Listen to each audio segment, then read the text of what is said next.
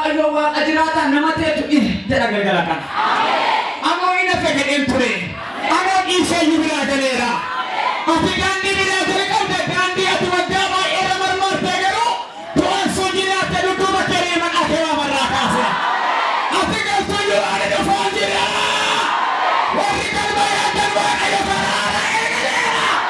Dabadhu millateetti kan amantu leeba hadoo sappaara doobash. Amma siin kadhadha xiyyoo kan jirtu bitaa koo mirga koo kan jirtu akka galkaas. Omna si baatee fiigu galgala kana miilla kee irra kaa'eera galgala kana. Miilla kee irratti gommaa fuudhaan dhuma galgala kana.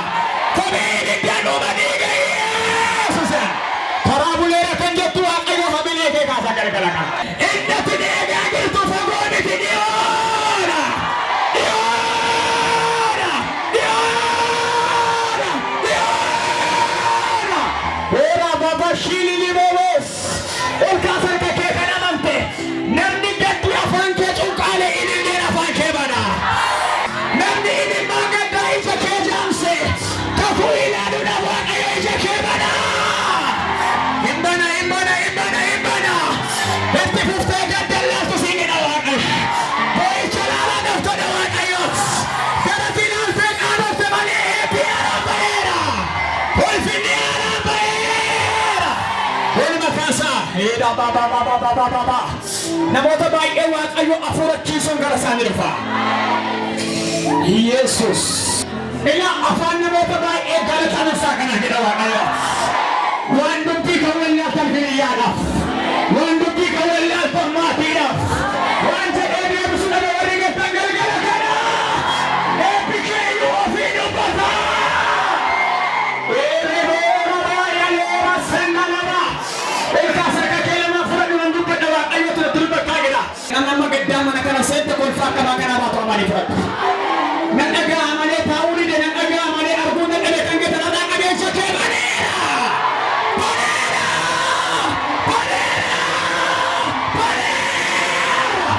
Ulfina haaraa argitarraa qabne. Eebbaara argitarraa qabne. Isa waadaan nyaanne si wajjin jira. Harka keessatti illee samanuu qabachuun isiin galudha. Obboleetti gaddi macheessa tokko waaqayyo kolfa guddaa mana ishee gala. Obboleessa galatti deebi'ee wallaalee waaqayyo karaa isaa qab galgala kana. Abdiin kee dura deebi'ee sii jiraata. Naa jiraata kan jedhu ameenaa. Eebba kee fagoodhaan awwaama galgala kana. Dhiyoodhaan awwaama. Harka diinaarraan awwaama. Harka finaarraan awwaama. Harka kee galuu. Ila namnamma dhiisee biraan galeera kan jettan aloo daandii kee taradheera kan jettan ila daandii maduriirraa waatu suwaama galgala kana manatti miidhamtee baatee waatu dhagaama galgala kana biyyatti gadhiisuun booda keessa waatu dhagaama galgala kana.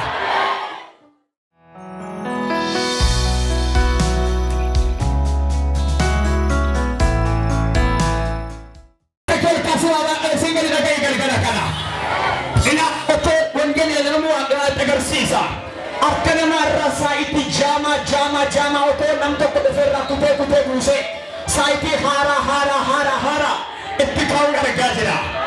Inni silaa lakkoofsa qabu lakkaa'us inni irraa dhufee dhabu amma garuu namoota kanatti deebi'ee haaraa kan lakkaa'utu dhufeetti galba. Maal jennaa waaqayyo kennaan jedhe raawwateera dhumeera kan jedhan jalqabbii haaraa gara qabunaa jira waaqayyaatti. Eenyu kan sagaleedhaa gidhagaa jiru ameenaa jalqabbii haaraa waameera. Ulfina haaraa waameera. Eebbaara waa. Humna baraasana naadhiiga Yesuusiin. Olkaas harka mirgaa. Hafuura dhiibbaa dhiigaan nama dha'ee jiru. Hafuura giffiitiidhaan qabee jiru. Lafaan martoodhaan qabee jiru. Harka barruu namaa kan waraane. Humna du'aa ka'u Yesuusiin na waraana. Waraani nama wajjin na waraana. Na waraana. Na waraana. Na waraana. Namoota rakkatti daawwiti caccabe argaa. Daawwiti rakkatti caccabe qabaa sabaatu ammas.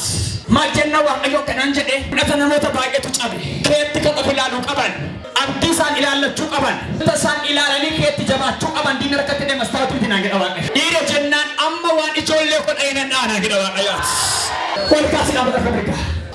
Ciniinee kan qabe. Afuura karaa cufu nan jedha waaqayyo waan alala. Afuura karaa cufu. Eraa karaa cufeera jedha afuura lama gubaayee kan wal akkana.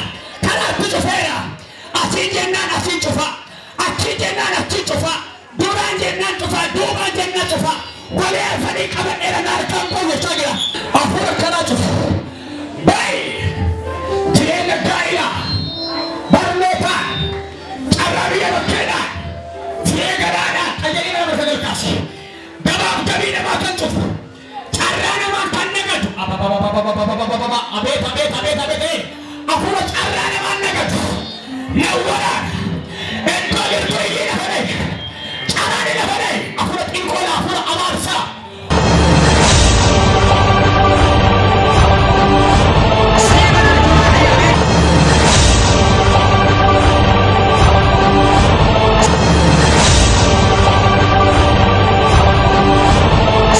sagalee guddaan cooki lafanne bilcha kan laafteef gadhiisina maal hafuura baay'eedhaa magana nama qabda qabaati baay'ee waraanaa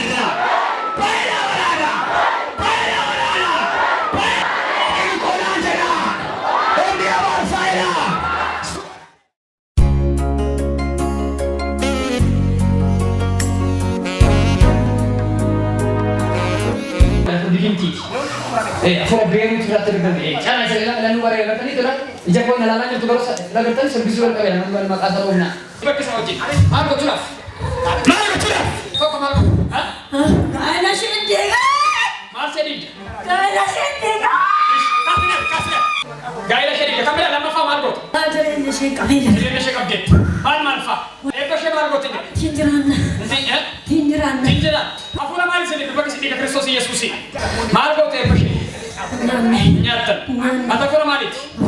Berarti kolat. Oke, frega nasi Marco. Ya? Watan bise. Waya. Wagashan. Frega nasi dua wagashan.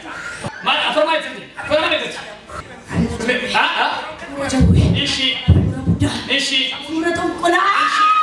Beri nek ada waktu nek kita. Beri nek. Coba kes beri nek. Pasan. Kumari pasang. Kasih dah. Kumari pasang. Ambil kalau kena mereka duduk kasar rakasit. Kamit. Malik. Essa yunden nulis ne? Essa yunden. Oi, kasih kan. Kasih kan makansa. Dan desa ni. Tembak ada. Ini saya nak cerado. Napa turti si kapal. Berarti kau wagak kena kisah wakan yang kisah nak kita wakai. Arakase, barashe, jirenashe, fregarashe, epashe, munduma, gadise, sandema. Segala kita nak kesana kita ni baik segala kita. Lepas sana mah lepas ni sebarang sana mah. Baik. Kalau kita tahu kita macam. Wahai itu sih kalau sampai akan ada. Amin. Ama serta iya kan baik. Aku dah diginti cuma di persen satu ketan mana kecilnya lagi di dua sekolah dah. Serta iya berbagai mati. Amin. Atau tak ada nama hara. Amin. Wahai ayo boju kita cago di diri sendiri. Wadah mantar kalau kapan dah boju ke pada rak abeda cata diri. Rak abeda cata diri. Ini lebih tak gambar dah percaya kalau kita. Haleluya. Magagamad din. Kumari pa siya ng biyak sa alat sa tapat-tamakan terserah kami. Amen. Wakay ito ko tinigyan niya harasikin na. Amen. Sa tingin ka niya gamuktan si Ijara. Amen. Galata wala gara. Amen. Galata pa ulit.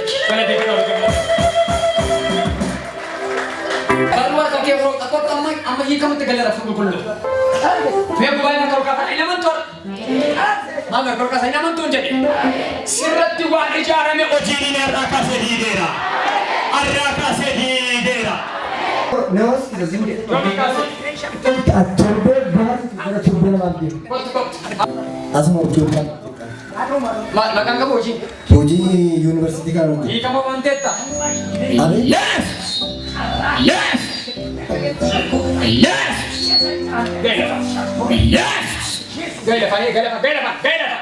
Gaya pak. Puli gesa. Gaya pak. Debi. Shai.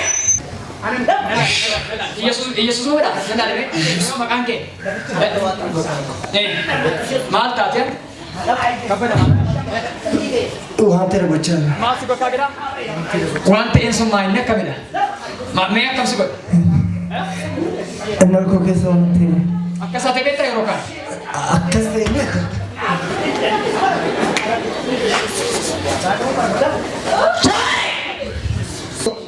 akka bishaan miila keessa darbira. Amma yeroo kaan. Amma yeroo akkamii qabu? Amma yeroo kufee Asirraa adda ba'eedha. Bara milkoomina gara booddee. Galaa. Egaa tasbih. Mee akkas har'aa kaasee gadi. har'aa kaasee Inni argadhu hin argadhu jireenyaaf naataa. jireenyaaf naataa Harkatti hin diigamu. na harkatti hin diigamu. Eebba guddaa battee dhufte mana kana. Ameen. Asirraa adda ba'eedha. Ameen. Galaa. Dhugaa gosaa kan si gargaaru yeroo baay'ee horii argatti yoo xinnoo eenyu sarkaan barakatu. Dhugaadha. Bittinna isa harkaadhuma. Dhugaadha. Otoo jireenya tokko irraa ofitti harkaa bittinna. Dhugaadha. Har'aa qabee jiru si oola. Ameen. Waan si harkaa bittisu gaanii diina irraa qabee cabe. Gammaddee sirraa adda ba'eedha. Ameen. Galateeffadhaa gargaara.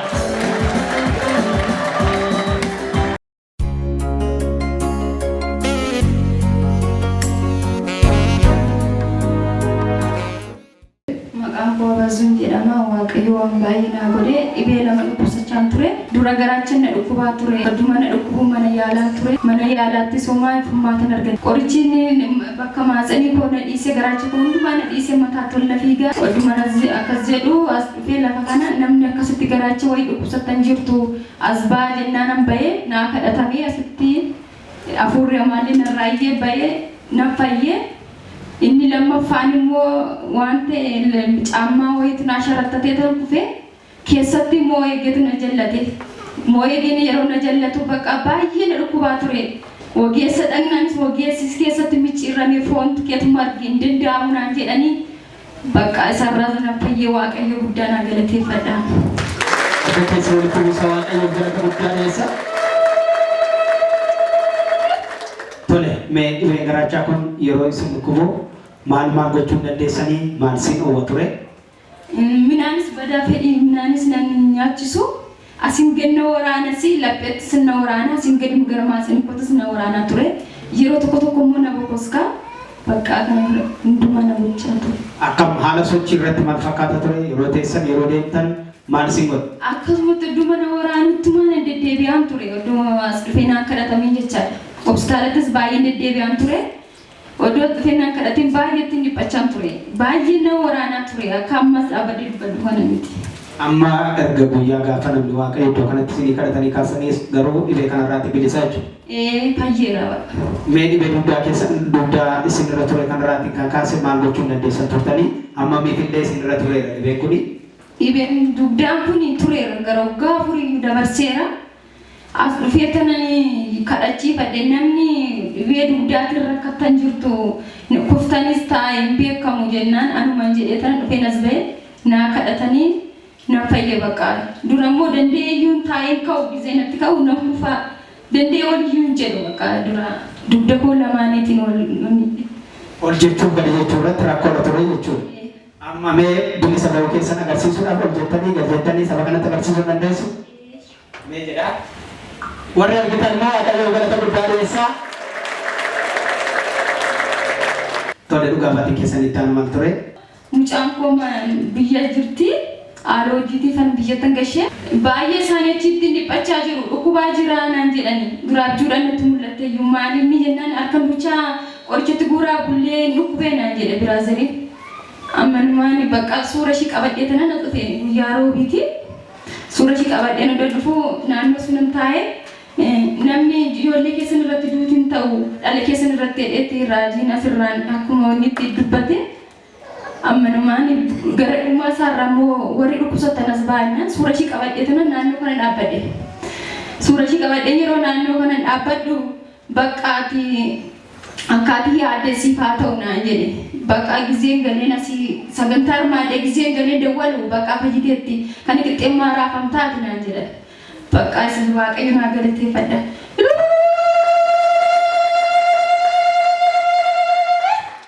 Tole ganama yeroo waa'ee mucaa keessanii bilbiltan mucaan baay'ee dhukkubaa isinii jedhanii odeeffannoo akkasii qabatanii gara iddoo kanaa dhuftan. Namni waaqayyo margaa walii galaa namoonni ijoollee keessaniif rakkatan umtuu isaan irratti ta'uu hin duutu isinii jedhanii dubbachaa turanii akkuma kana adda suura mucaa keessanii qabatanii gaafas dhuftan immoo akka yaadde isiniif haa ta'u isinii jedhan. Ergasiitii yeroo akkamii fayyite mucaan kun hime?